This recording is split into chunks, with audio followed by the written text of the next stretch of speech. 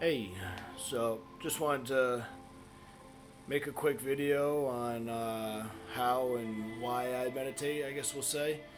Meditation's been really, really big turning point for me in my life.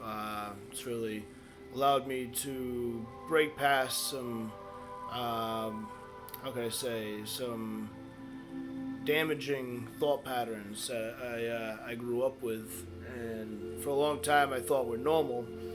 But through meditation, changing diet, all these different lifestyle changes have allowed me to, stop wasting energy. I guess we'll say, utilize my energy more efficiently, and basically undercomplicate my life as much as possible. I'm still a human, definitely not perfect, definitely still make questionable, choices from time to time, but they are highly mitigated comparative to, growing up. So, I just wanted to kind of touch with the meditation practice. I like to utilize what's called binaural beats. It's a frequency pattern that, if you look at the study of cymatics, cymatics is the study of water droplets under certain frequencies leave different vibrational patterns in the water droplet. So, the human body is 70% water, so I find it to be a pretty interesting, topic to look into because it does highly affect us whether we know it or not. Subconsciously, our brain is said to be 30,000 times stronger than our conscious brain. So, the avenue of control is not always a conscious attainment, I guess we'll say, just because we are not only programmed, but we are. I hate to use the word controlled, but we are,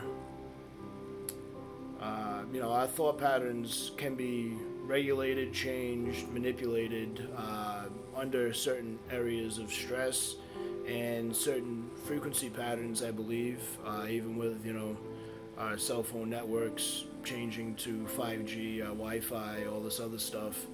I think that has a big part in this COVID situation, the flu situation, all these patterns of sickness that we tend to see. It could very well be a silent, weaponized frequency that they're utilizing for us. So, like I mentioned before, with the music, used to be 432 hertz. They altered that to 440, which is pure chaos. Looks like broken glass under the electron microscope, and that's literally what it's doing to us. We're said to be 70% water again, and I wish people would take that a little more serious, because that test really proves that we need to be highly aware of the frequencies we're around. So for myself, I'll get back to the meditation. I like to listen to binaural beats, 432 hertz. And the thought process that kind of stuck with me was, meditation is allowing yourself to have the most efficient way to get through stressful situations, how the most efficient way to utilize and push and allow energy through your system, because a lot of our sicknesses and destructive patterns comes down to a choice.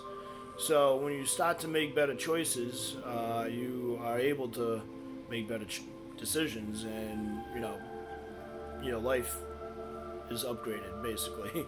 So for me, breath work is one of the most important things for me. Everyone makes a big deal about how important food, how important water is. You have to eat, you have to drink a certain amount to regulate your body and be healthy, right? So no one ever talks about breathing, and you're breathing every couple seconds, few seconds, whatever it is. I mean, breath is how important. Like, we'll give it this rundown. You know, how long can you go without food? You know, we'll say 30 days or so, maybe more. How long can you go without water? You know, maybe 4 to 6 days if you're lucky. Maybe a little bit more, depending. But the overall aspect is how long can you survive without breathing? And the answer is not fucking long. You know, it's literally a matter of minutes, and your life is no longer there.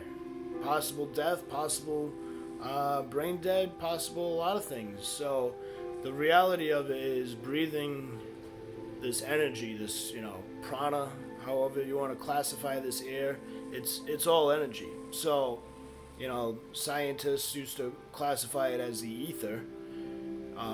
You know, long ago, early 1900s, so on and so forth. That's when a lot of very interesting inventions were suppressed on us. You know, free energy was available, all types of different situations were suppressed from us. You know, they're only coming back out with electric vehicles and, you know, bigger batteries and stuff like that because they opened up a $1 trillion lithium mine in Afghanistan. And at this point, they're, you know, they've done all the mining, they've done all the cleaning. Now they have to produce a product that people want. And they had to have, you know, a hip, cool entrepreneur be the face of the company. So that's a whole other story. But that's why we're seeing certain developments in the energy game right now. But the overall aspect is air is energy, and to utilize that energy the best as you can, you know, for me, you want to basically drive in as much air as you can. I like to do 7-second breathing patterns. So I breathe in through my nostrils for 7 seconds, I hold it for a second, and then I release for 7 seconds. And even, you know, on the exhale, you really want to get all that, you know, all that utilized energy and all the depleted realms of energy are now being, you know, released. So exhaling, very important. But yeah, that the breathing inward through the nose is probably the most important part, I would say. The thought process behind it, when you're breathing with intention and you're breathing with, you know, love, gratitude for another day, another moment, another now. It's all, you know, collaborated nows is what's taking place.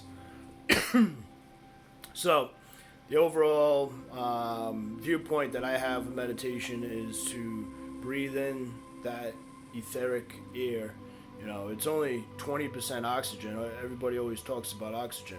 They don't talk about the 60+% nitrogen and whatever else is actually chemically involved. But it's not all, you know, Newtonian scientific terms. It's not all chemistry.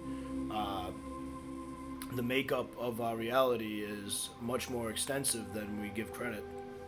Like, our human senses only pick up on, you know, a very small percentage of the electromagnetic spectrum. You know, like, we don't see ultraviolet light, we see visible light, you know, in that scale.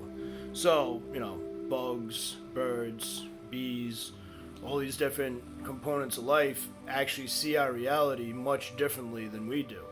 So it's literally like a case-by-case basis for all these beings out here. And, you know, we're over here killing them, and we don't even understand what a lot of these animals are capable of. And I'll tell you what, if these animals are capable of extraordinary things, it's pretty possible that we are also. And we've been so heavily suppressed. I mean, we can just see it in the nature of our buildings. If you go to the mansions in Newport, just went to the Breakers, absolute masterpiece, comparative to any new house.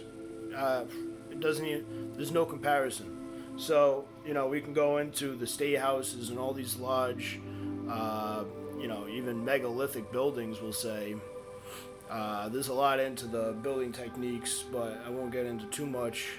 It's just very interesting when you are aware of how much suppression has taken place and how comical it is to think that people think we're the top level of humanity. It's not even close. You know, pales in comparison, we'll say, to the society prior to the 1800s. If you look into a country called Tartaria, very interesting topic. The evidence is everywhere. I wouldn't bring it up if it was conspiracy. I look at conspiracy facts, not theories. Okay. You ever sit down with me and want to actually talk and understand things from a different perspective, feel free to pick my brain. I don't mind answering questions, but I guarantee you I can answer a lot of questions that our history books and our science has left for myself anyway. That's why I've always looked into different things, because science didn't always make rational sense to me, down to the simple things, sun being 93 million miles away. I don't even want to get into all of it. It's just so many different variables that we were not told. Just the fact that Nikola Tesla wasn't in our history books is a fucking complete sham. I mean, we talked about Edison all the time, and he was not even half the man that Tesla was, allegedly. I never met him, but from everything I've read, Tesla should have been a major portion of our history books, but that's a whole nother story. So when I start to get into the breathing techniques of meditation, I like to picture, having your spine as straight as possible, leveling your chin with your shoulders, relaxing the jaw, so as you exhale, there's no muscles really hindering any process of the breath. As I'm breathing in, I like to picture that this air, which this energy is going through my system, and it's going all the way through. I want to feel like that air is touching my fingers. I want to feel it going through my legs, down to my toes. I want to, not force, but allow that air to open up all the cells and avenues that it needs to open up. When you create barriers for yourself, whether it's thoughts, breath, whatever wall you've constructed over time, I can tell you, especially on a mental, emotional level, if you learn how to breathe through it, you no longer have to suppress it. You can actually deal with it in the now, which is the most healthy. And if it's been lingering situations that have hindered your control with relationships or the relationship of yourself, then this is a good chance for you to open up those pathways and really, bring yourself to a new conscious state. I can say that indefinitely. So yeah, give it a shot. I'll do a quick, a few breathing patterns with you just to see how it goes. But I like to be, gratitude always. First off, we're here. Not everyone has any days left. People die all the time.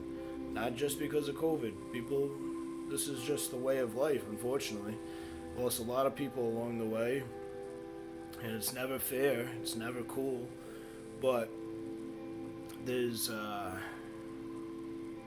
no way to get around that process of the human experience, apparently. But regardless of that, so straight spine, relax the jaw. I'm going to breathe 7 seconds.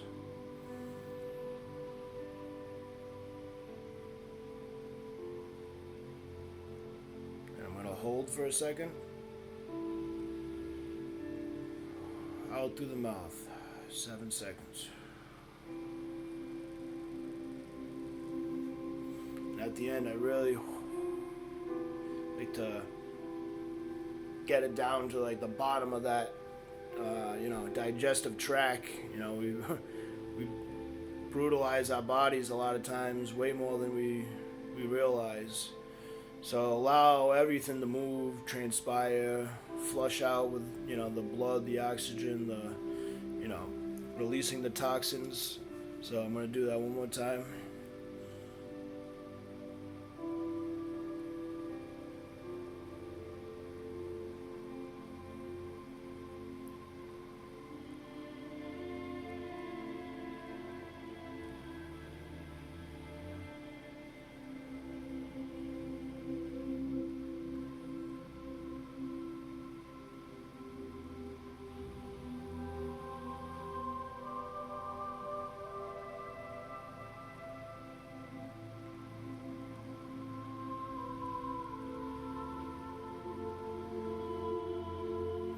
A lot of times I like to actually breathe in a bit longer, so instead of 7 seconds, I would say like 11 seconds. And, the more comfortable you get with your breathing practice and the meditation, which is basically just allowing your egoic mind, which is the left side of the mind, it's not shutting off the brain. It's impossible. What it's actually doing is allowing you to just feel and understand your breath and the energy around you.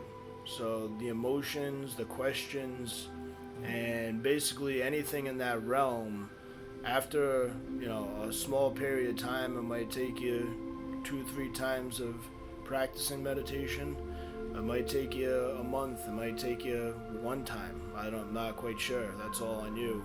But I guarantee you that it's possible. My mind ran with the best of them years ago, and through, the last probably 6 years, 7 years maybe, I've been able to really establish a pretty healthy meditation, regimen in my life, and it really, really helps get past, the troubling moments. A lot of family turmoil and struggles with health conditions and all types of things. Myself, different injuries. I've come back from a lot of situations doctors didn't think I'd ever be able to. Tried to convince me that I wasn't able to. And it's all in what you allow to maintain in your energetic field. So it is all possible. Epigenetics is possible. It's a study of basically the placebo effect, altering your own genetic makeup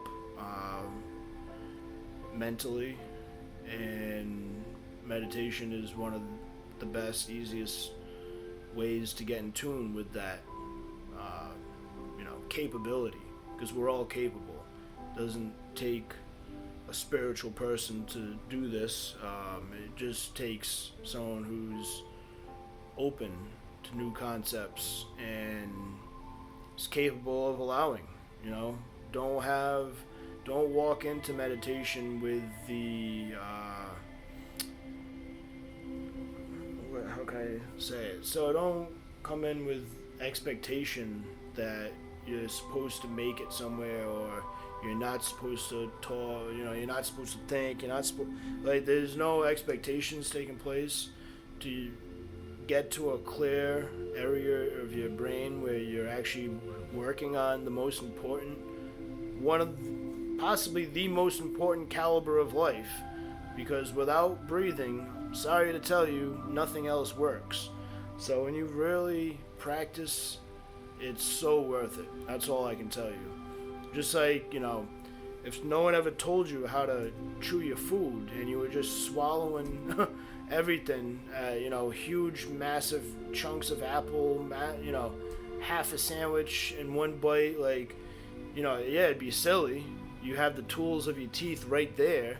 You would think you'd know how to continuously chew, but for some reason no one ever taught you, or no one ever showed you.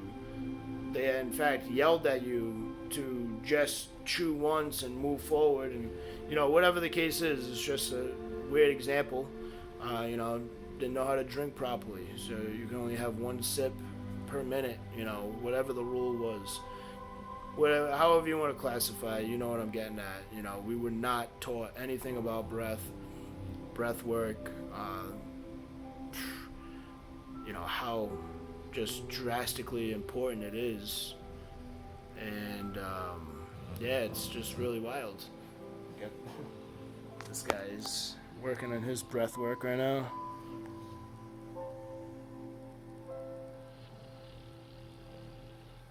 And he calms down right after I put the camera on him. We call him Grandpa. He's a snoring fool a lot of times, but alright, well, yeah, if there's ever any questions, you want to go over different things, I can even do, whatever, one-on-one meditation through Zoom. Heck, come over, we'll have a meditation party. It's all good over here. Just really can't stress enough how important meditation has been for me. You don't always need to be listening to binaural beats or sitting down comfy in your house. A lot of times I'll have meditation moments in the car. Someone cuts me off or does something stupid. I used to get really worked up, and it was so stupid. I just wasted so much energy on a person. Nowadays I give people on the road, especially, I give them excuses. I'll give them a wild excuse.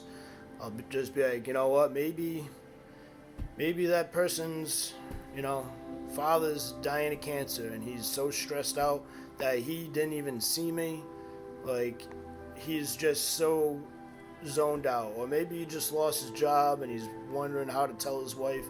Whatever the case may be, I try to set up some shit, because especially in the car, it's so dangerous to just react to every situation. It's so pointless and worthless.